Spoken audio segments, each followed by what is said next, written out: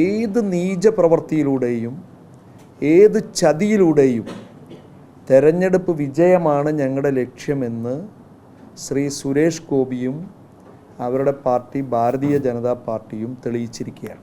ഇത് പൂർണ്ണമായും ജനങ്ങളെ കബളിപ്പിച്ചുകൊണ്ട് നേടിയൊരു വിജയമാണ്. അതുകൊണ്ട് ശ്രീ സുരേഷ് ഗോപി ഈ കാര്യത്തിൽ അദ്ദേഹത്തിൻ്റെ നിലപാട് വ്യക്തമാക്കണം. ഒരു ജനാധിപത്യ പ്രക്രിയയുടെ ഭാഗമായി ഒരു വോട്ടർക്ക് 2 സ്ഥലങ്ങളിൽ വോട്ടുണ്ടാകാൻ പാടില്ല. സ്വർണമാണെന്ന് പറഞ്ഞത് ഉരച്ചു നോക്കാതെ തന്നെ ചെമ്പ് പുറത്തു വന്നിരിക്കുന്നു. അദ്ദേഹത്തെ പോലെയുള്ള ഒരു വ്യക്തി ഏത് നീച പ്രവർത്തിക്കും കളവിനും ചതിക്കും കൂട്ടുനിൽക്കുന്നു, അല്ലെങ്കിൽ അദ്ദേഹത്തിൻ്റെ പ്രവൃത്തി തന്നെ ചതിയാണ് എന്നുള്ളത് തൃശ്ശൂരിലെ ജനങ്ങൾക്ക് ഏറെ മോശകരമായ കാര്യമാണ്. ഏത് നീച പ്രവൃത്തിയിലൂടെയും ഏത് ചതിയിലൂടെയും തെരഞ്ഞെടുപ്പ് വിജയമാണ് ഞങ്ങളുടെ ലക്ഷ്യമെന്ന് ശ്രീ സുരേഷ് ഗോപിയും അവരുടെ പാർട്ടി ഭാരതീയ ജനതാ പാർട്ടിയും തെളിയിച്ചിരിക്കുകയാണ്. ഇതോടുകൂടി സുരേഷ് ഗോപിയുടെ പൊയ്മുഖമായിരുന്നു എന്നും അത് അഴിഞ്ഞു വീടുകയും ചെയ്യുകയാണ്.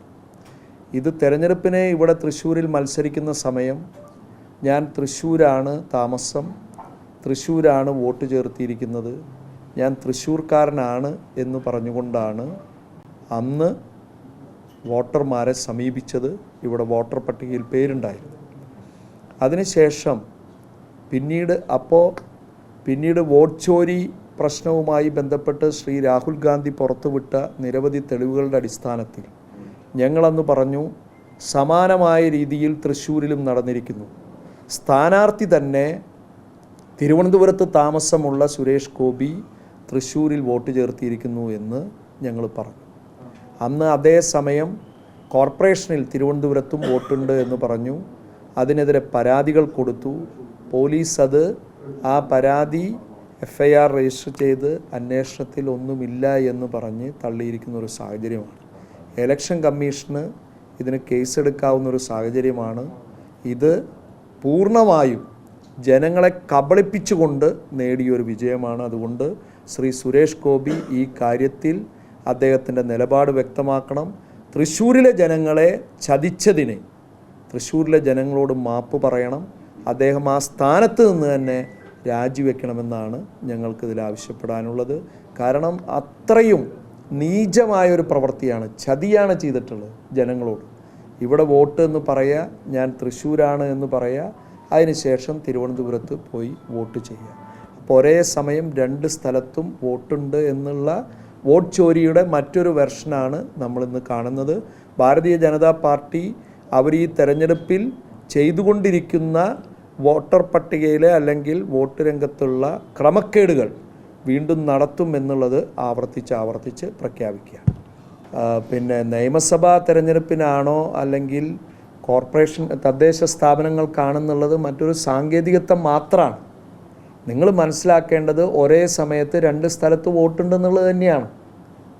അത് നിയമത്തിൻ്റെ പരിധിയിൽ നിൽക്കുന്നതാണ്. അത് പരിശോധിക്കേണ്ട വിഷയമാണ്. ഇലക്ഷൻ കമ്മീഷൻ പരിശോധിക്കേണ്ടതാണ്. കാരണം തൃശ്ശൂരിൽ വോട്ടുള്ള അതേ സമയം തന്നെ തിരുവനന്തപുരത്ത് വോട്ടുണ്ട്. സാങ്കേതികത്വം മാത്രമാണ്. നിയമസഭാ തെരഞ്ഞെടുപ്പിനാണോ അല്ലെങ്കിൽ ലോക്സഭയ്ക്കാണോ അതോ തദ്ദേശ സ്ഥാപനങ്ങൾക്കാണോ എന്നുള്ളത്. അപ്പോൾ ഒരു ജനാധിപത്യ പ്രക്രിയയുടെ ഭാഗമായി ഒരു വോട്ടർക്ക് 2 സ്ഥലങ്ങളിൽ വോട്ടുണ്ടാകാൻ പാടില്ല. അതാണ് അന്ന് ഞങ്ങൾ കൊടുത്ത പരാതിയിൽ ചൂണ്ടിക്കാണിച്ചിട്ടുള്ളത്, ഇലക്ഷൻ കമ്മീഷന് കൊടുത്തത്. പക്ഷെ വളരെ ലാഘവത്തോടു കൂടിയാണ് ഈ കേസിനെ കണ്ടത്, തള്ളിക്കളഞ്ഞത്. അത് ഇന്ന് രാജ്യത്ത് നടക്കുന്ന ഇലക്ഷൻ കമ്മീഷൻ്റെ നേതൃത്വത്തിൽ തന്നെയാണ് വോട്ട് ചോരി കൊള്ള നടക്കുന്നുവെന്ന് ബഹുമാനനായ രാഹുൽ ഗാന്ധി പ്രഖ്യാപിച്ചത്, അതിൻ്റെ തെളിവുകൾ പുറത്തുവിട്ടത്. സമാനമായ രീതിയിലാണ് ഞങ്ങൾ അന്ന് പറഞ്ഞു, അന്ന് അവിടെ വോട്ടുണ്ട്, ഇന്നിപ്പോൾ അതില്ല, തിരുവനന്തപുരത്ത് വോട്ട് ചേർത്തിയിരിക്കുന്നു. അപ്പോൾ സ്വാഭാവികമായും വോട്ട് ഉണ്ട് എന്ന് പറയുന്ന സമയത്ത് തന്നെ സുരേഷ് ഗോപിക്ക് തിരുവനന്തപുരത്ത് വോട്ടുണ്ട് എന്നുള്ളത് തെളിയിക്കപ്പെട്ടിരിക്കുകയാണ്. അപ്പോൾ അതാണ് ഞാൻ പറഞ്ഞത്, അദ്ദേഹം സ്വർണമാണെന്ന് പറഞ്ഞത് ഉരച്ചു നോക്കാതെ തന്നെ ചെമ്പ് പുറത്തു വന്നിരിക്കുന്നു. അദ്ദേഹത്തെ പോലെയുള്ള ഒരു വ്യക്തി ഏത് നീച പ്രവർത്തിക്കും കളവിനും ചതിക്കും കൂട്ടുനിൽക്കുന്നു, അല്ലെങ്കിൽ അദ്ദേഹത്തിൻ്റെ പ്രവൃത്തി തന്നെ ചതിയാണ് എന്നുള്ളത് തൃശ്ശൂരിലെ ജനങ്ങൾക്ക് ഏറെ മോശകരമായ കാര്യമാണ്. തൃശ്ശൂരിലെ ജനങ്ങൾ അവരുടെ ജനപ്രതിനിധിയാണ് എന്ന് പറയുന്നതിൽ അവർക്ക് വളരെയധികം വേദനയുണ്ടാകുമെന്നുള്ള കാര്യത്തിൽ ഇനി സംശയമില്ല. അതുകൊണ്ട് അദ്ദേഹം ഇത് ജനങ്ങളോട് ഏറ്റുപറഞ്ഞ് അദ്ദേഹം ഈ സ്ഥാനത്ത് തന്നെ രാജിവെക്കേണ്ടത് ധാർമ്മികതയ്ക്കും കൂടെ അത്യന്താപേക്ഷിതമായ ഒരു കാര്യമാണ്.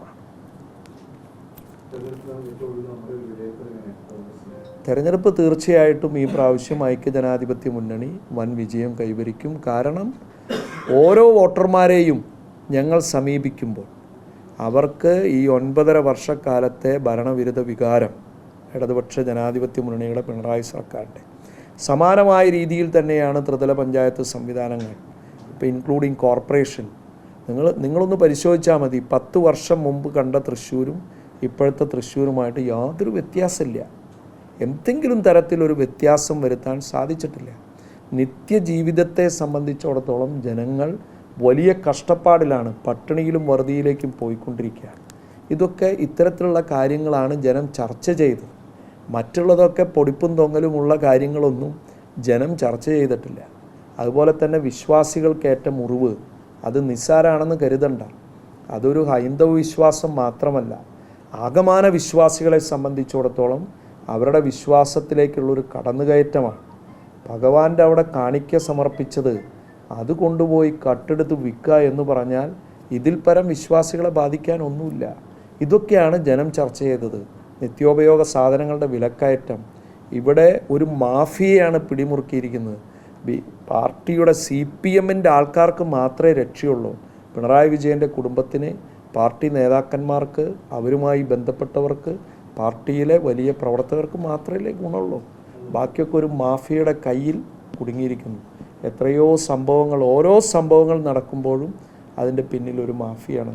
ഇങ്ങനെ മാഫിയകൾ വാഴുന്ന കാലം ഇതിനു മുമ്പ് കേരളത്തിലുണ്ടായിട്ടില്ല. അപ്പം ഇത്തരത്തിലുള്ള വിഷയങ്ങളൊക്കെ സർക്കാരിനെതിരായും ഈ തദ്ദേശ സ്ഥാപന തെരഞ്ഞെടുപ്പിൽ സംസാരങ്ങളായിട്ടുണ്ട്, ചർച്ചയായിട്ടുണ്ട്.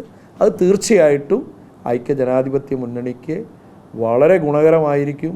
മാത്രമല്ല, ഇടതുപക്ഷ മുന്നണി സ്വന്തം ചിഹ്നത്തിൽ പോലും മത്സരിക്കാൻ പറ്റാത്ത സാഹചര്യത്തിൽ എത്തി നിൽക്കുക എന്ന് പറഞ്ഞാൽ, ഞങ്ങൾ മത്സരിക്കുന്നത് ബഹുഭൂരിഭാഗവും ഞങ്ങളുടെ ചിഹ്നങ്ങളിലാണ്, എല്ലാ പാർട്ടികളുടെയും. അപ്പം അത് തന്നെ കാണിക്കുന്നത് ഏറെ ദുർബലമായിരിക്കുന്നു, ജനാധിപത്യ പ്രക്രിയയിൽ ഇടതുപക്ഷം ദുർബലമായിരിക്കുന്നു എന്നുള്ളതാണ്. അതുകൊണ്ട് റിസൾട്ടിനെ കുറിച്ച് ഞങ്ങൾക്ക് ആശങ്കയില്ല. വലിയ മുന്നേറ്റം UDF ഉണ്ടാകും, പ്രത്യേകിച്ച് തൃശ്ശൂർ ജില്ലയിൽ. കോർപ്പറേഷൻ തീർച്ചയായിട്ടും ഞങ്ങൾ പിടിച്ചടക്കിയിരിക്കും, യാതൊരു സംശയമില്ല. വൻ മാർജിൻ അതിൽ കിട്ടുമെന്നുള്ള കാര്യത്തിൽ സംശയമില്ല. കഴിഞ്ഞ പ്രാവശ്യം തലനാരിഴയ്ക്കാണ് ഞങ്ങൾക്ക് വിട്ടുപോയത്. അത് വലിയ ഭൂരിപക്ഷത്തിൽ പലിശ സഹിതം തിരിച്ചു പിടിക്കുമെന്ന് ഞങ്ങളുടെ നേതാക്കന്മാർ പറഞ്ഞ പോലെ തന്നെ അയാൾ തിരിച്ചു പിടിച്ചിരിക്കും.